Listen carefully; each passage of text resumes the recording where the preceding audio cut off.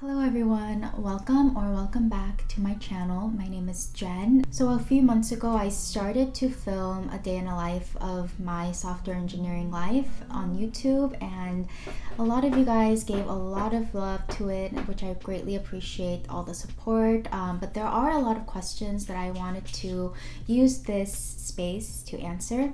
And one second, my cat is currently trying to get into this room.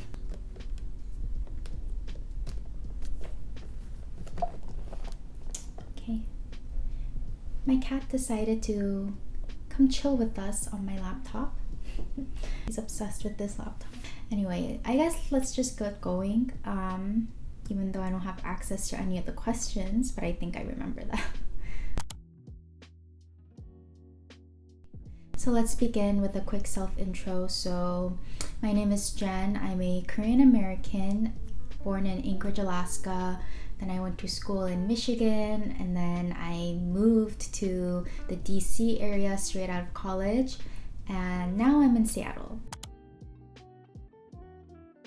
So I graduated back in the year 2019 with a double major in mathematics and computer science. When I went into college, I did not think that I would be majoring in either of these disciplines, but here is kind of like how it came to be. So going into college, I was really headstrong about my decision in becoming a chemist. Yes, chemistry. So the first year and a half, I would say, or first 2 years, I spent my time with taking chemistry classes and also math classes because I enjoyed math at the time. So a bulk of my studies was focused on chemistry and mathematics. If anyone watching has done any natural science courses, you'll know that you are required to do like 4-hour labs twice a week throughout the quarter of whatever class you're taking. And during this time, I really just did not like any of the lab work or any of the research that we were required to do, especially following instructions. I hated following instructions of any chemistry labs that we had to do. I just didn't like it because I honestly just didn't find it exciting for myself. So I would say in the first 2 years of studying this, I realized that chemistry is not for me, and it's just something that I don't want to do with the rest of my life. Okay, hello. We'll let him stay there. So I would say that I knew that I wanted to get a job in the tech industry by the end of my sophomore year. And that's because I had a great opportunity to attend the Google Games in Chicago with a group of my friends. For context, the Google Games is like a puzzle/coding competition that Google facilitates among university students. So you could get a group of your friends from college and apply for these Google Games and go on to Google campus, and it's this huge grand day. And I had a lot of fun that day. My team did end up winning first place at the Chicago Google Games, which was very exciting. And I just loved the fast-paced environment, the creative environment, and how I was able to just think through problems. And it was just very exciting. And that was my first glimpse of what tech life was, even though it wasn't even an internship or anything. It was just me being in that environment at the Google office. I was just very excited. I never felt this excitement with chemistry or doing anything chemistry related in my previous time. So I kind of knew that maybe tech industry is what I want because it's very fast paced, it's different, you're always thinking, it's a creative space. And so that is when I decided to really pursuing the idea of majoring in computer science as well. But at this point, I really didn't know anything about the tech industry. And after my sophomore year, I did go study abroad for 6 months in Budapest, Hungary. I kind of took that 6-month break to really think about what I want in my future career. And it was a break that I really much needed because my first 2 years of college, I was very lost. I didn't know what to do. I just had like no perception of like how I wanted my life to be or what I wanted to pursue. I had no passion. So the 6 months I took to go abroad, study in Hungary, it was just like a very good restful period of my life. It was very much needed, and I really appreciate and value my time I had there. So that brings me to junior year of college. I had no time left by that time when I came back from study abroad. So my last quarter of junior year and throughout my senior year of college, I only took math and computer science courses in order to fulfill my two majors. I decided to major in computer science mainly because one, I didn't know what I wanted to do in my life, but I knew that I wanted to get into the tech industry, so having a CS degree may help. And two, I just really liked the CS courses at this point, especially because I had two of my best friends who was also majoring in CS, and we were just in all of the classes together, and I had a lot of fun doing homework and just being with them all the time. So those are my two main reasons. It wasn't really like career oriented, I would say, because I didn't even know I wanted to be a software engineer at that time. I just knew I wanted to work in the tech industry.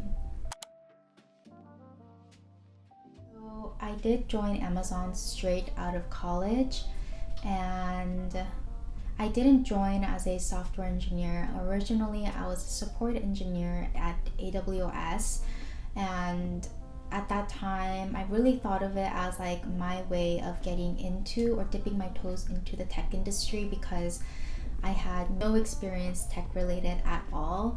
So I really viewed it as my chance to properly get introduced to the tech industry, to see what it's like, and kind of just jumpstart a career from this. So I joined AWS thinking that it was going to be a great opportunity, and it was. So don't get me wrong, I don't know why I said thinking.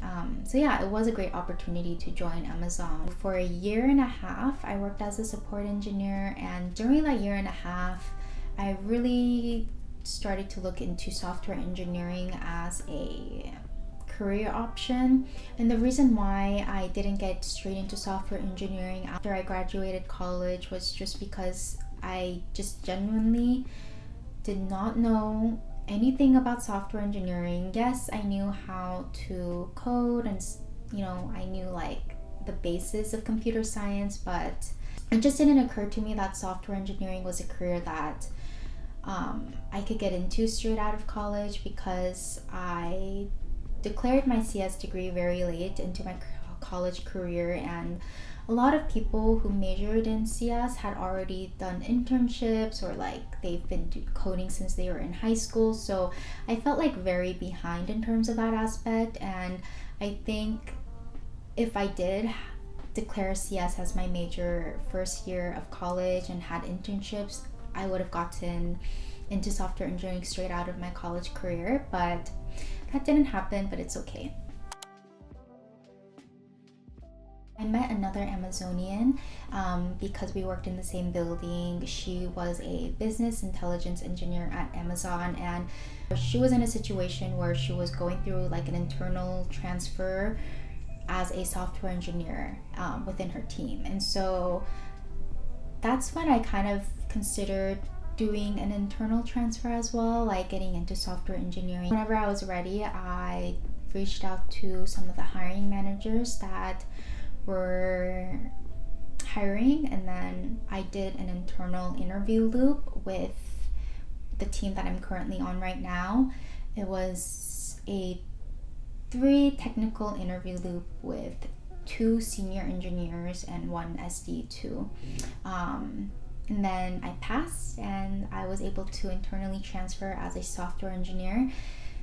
This was a very non-traditional way of how most people get into software engineering, and I know that I was very lucky in the first place to even gotten these opportunities to do an internal transfer, and I'm very grateful for that. Now I wanted to discuss about how I prepared for my software engineering interviews. So the first 2 months of my preparation journey, I took the time after work and during the weekends to brush up and really solidify my knowledge of data structures and algorithms.